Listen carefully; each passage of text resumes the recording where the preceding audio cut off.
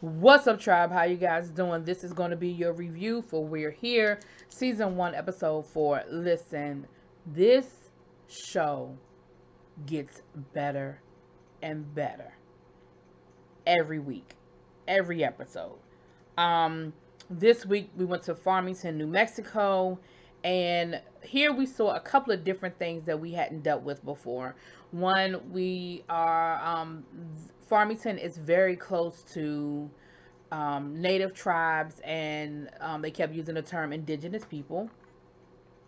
And so we saw Navajo, and this United Tribe was represented as well.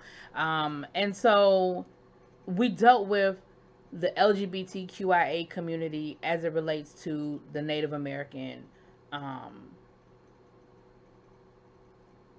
population.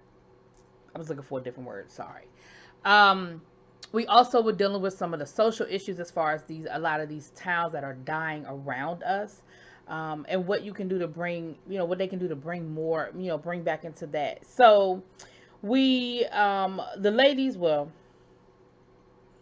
the ladies, when they're in drag, they're the ladies. They came into town this time, honey. They looked like they were from somewhere from outer space. I believe Shangela described Bob's look as, I wrote it down, Judy Jetson meets Hooker. Okay.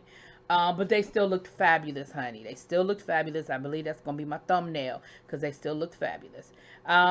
They started off by going to a monster truck rally, acting a fool, child. And they weren't really acting a fool. They just were in full drag, in their full costumes, and they were just being them. Okay. Eureka is huge. The one thing I have learned through this show is that Eureka is huge. And I don't even mean weight wise. I mean, she's tall, and just so even in regular clothes, Eureka's going to stand out. You know what I mean? But once she puts on the costume and the heels and everything else. So they were getting mixed reviews. You know what I'm saying? Like, some people were looking at them and giving them high fives and clapping, and other people were looking at them and giving them that But they didn't have that overt, like, people weren't calling the police on them like they were doing last week. You know what I mean? So um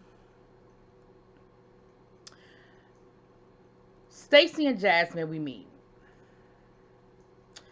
Heartbreaking.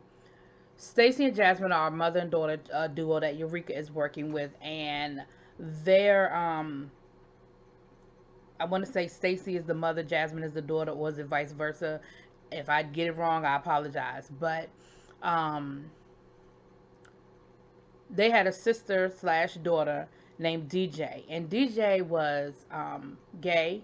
She also suffered from bipolar, and she ended up committing suicide. And so, through this process, we are dealing with their grief, and the mother had some breakthroughs even as they were filming. Like, she was able to sit down and talk to Eureka in reference to memories and the day she found DJ. And when they got done talking, the daughter said, "Hey, that's the first time you've ever talked about this, mom. Like I'm proud of you." The mother talked about how basically her whole life shut down. She's been grieving, and she hasn't, and the daughter almost had to take over the role for the mother. And they do have a family business, so they sort of have the, I don't want to say luxury, but you know they had that flexibility, I guess, where she wasn't getting fired from a job or anything like that, but still the daughter sort of took over role as mother in this situation. And she said, "I feel like I haven't really fully had a chance to grieve, because I've been taking care of my mom." So it's just it was very heartbreaking to see the process. It was very triumphant at the end, though. They said that their daughter slash sister was very loved in the community. A lot of people, she had a great personality. A lot of people loved her. Um, at the funeral, it was over 500 people at the funeral, people they'd never met before, but told these wonderful stories about how DJ impacted their life. And so, that's always a great testament of your legacy and what you leave behind are the stories that people can tell about what you did, your works while you were here on Earth. And so that was a great comfort for, for mom to sort of take comfort in that. But again, very heartbreaking. Later on in the episode, we see them and another family, I guess family friends of theirs. They also had a daughter commit suicide, and so you have that unfortunate bond. Like, that's not how you ever want to be bonded with somebody, but they do share that in common. Um, in reference to that, they do share that in common. So, yeah. So we'll get back to them. Then we had Nicole. Nicole is she's a woman. She's an attorney, but Nicole dresses in men's clothing. She just feels more comfortable in men. She's male presenting. She's a how did they word it? A male presenting lesbian. I wrote the word androgynous down, but I don't know if that's the correct term. So don't kill me if it's not. But and she said that a lot of times people will misgender her, and she walks that line of being misgendered. Do I correct people? Do I let it go? Is it, how much of a big deal is it? Now, she's not from Farmington. I feel like she got the job there and she moved to Farmington. She works for the public defender. She's also a part of a organization called Identity, and it's like a gay community center. And Shangela is working with her, and Shangela was talking about how this would have been a great thing, to have in her town growing up, where she could have met up with other gay youth. And she said, but the reality is the reality is he doesn't know if he would have even been comfortable doing it, but just knowing that it was there was great.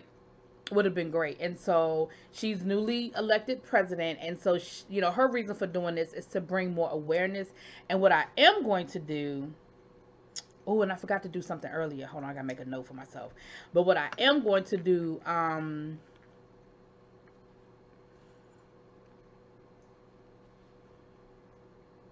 on, because I forgot. I am going to put a link. I'm going to look it up. I'm going to attempt, let me use that as a better term. I'm going to attempt to find the link for Identity, and put that information, because they said that, they could do more if they have more funding, if they have more money. They could be open up for longer hours. They could do more work in the community. So I'm going to put the link in the bio for this review, you guys, if anybody's interested. And, well, like I said, I'm going to try to find the link. If anyone is interested in that information. So, thank you. Sorry. I was supposed to put the link in another video I just did, and I have to remember to go back and put a link for something else in that one. Okay.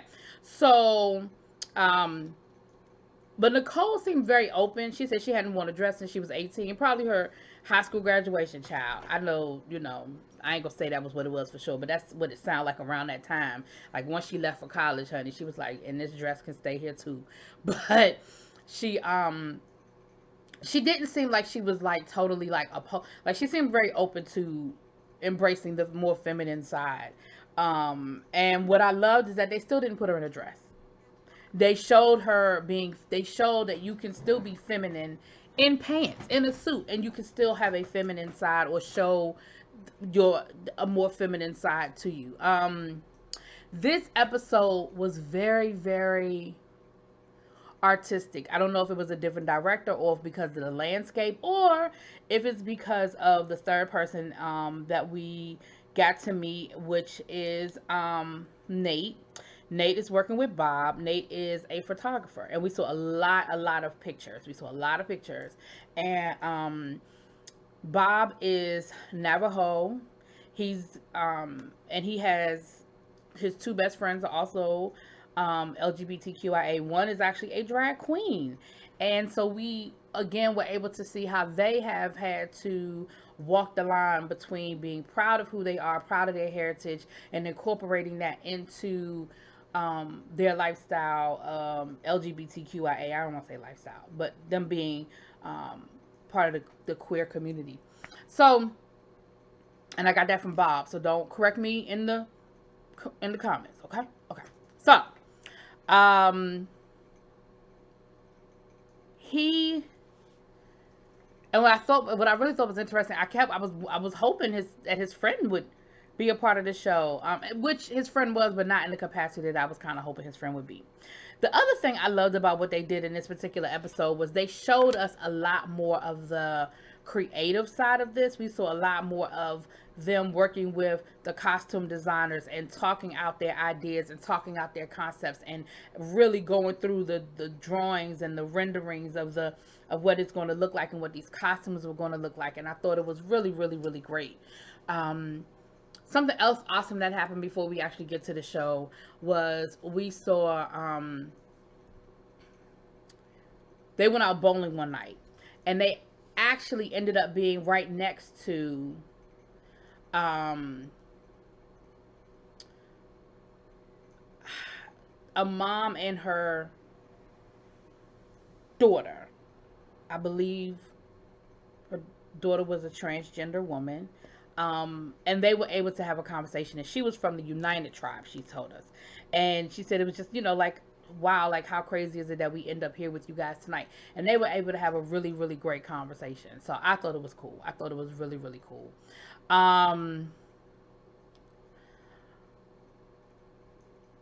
The show itself was, this show was very, very, very powerful, I will say. We had Eureka's guy, I'm sorry, not Eureka, Bob's guy, Nate. They had this whole reenactment of like the Bride of Frankenstein, and he had the big hair and he was wrapped up, and as he tore away the different parts of his costume, underneath it was this beautiful garment, but it intertwined the beading and it intertwined the symbolism, I should say, of their tribal garb, but not in a costumey way, in a very reverent way. It wasn't overly tribal, but you could definitely see that it had the tribal influences, right? My words are just not coming to me today. So, and it was the way it was done was beautiful. And something else we found out was that in ancient native ceremonies, I'm going to say in some tribes, because I can't speak for all tribes, but in some tribes, in ancient native ceremonies, they actually had men dressed as women. I mean, we would call them drag queens, but I'm sure that's not what they called them in ancient native tribes. And so that was the other thing that Nate was saying, him and his friends were saying, like, we want to bring back that part of our heritage and let people know, hey, we were always a part of this community. We were always here. And so I just thought that was absolutely great. And again, I'm learning something that I didn't know, because I didn't know that. Shangela actually opened up the show. I'm sorry. Y'all know how they keep rotating. So Bob was the MC for this one, and Shangela opened up the show. And you know what, the other thing I love when these crowds are standing room only and they're packed, and when they cut to the audience, these people know, because Shangela performed one of her songs and they know the songs and they know the lyrics, so you know that these people are really truly fans. They did the same thing when Bob performed his song. These people are truly, truly fans.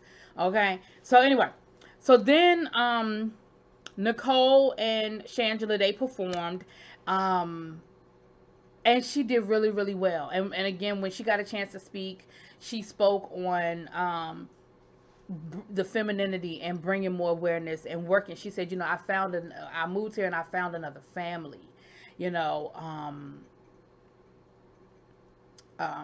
the identity family and things like that. And so her performance was really good. I mean, she had on, they found some heels that she could work in, honey. And y'all know Shangela don't play with her choreography. Y'all know Shangela be serious about that choreography. And so it was great. It was really, really great to see that. And then last but not least, we saw Stacey and Jasmine with Eureka. And again, it was a very reverent performance. They looked like they were almost in choir robes, but it didn't come right out and slap you in the face as a choir robe. You know what I'm saying? But you could see it and say, okay, it was a choir robe influence there. And they had a sort of a tearaway moment, and then when they opened up their arms, it was almost like it turned into wings. And I thought that was, again, I just thought that was just so beautiful and so symbolic of, them speaking on their daughter, getting her wings, so to speak, and that she's an angel over them. And at the end of their performance, they were able to call up a few of her family members and friends, and the audience was just full of people with the t-shirts on, like the t-shirts in memory of her.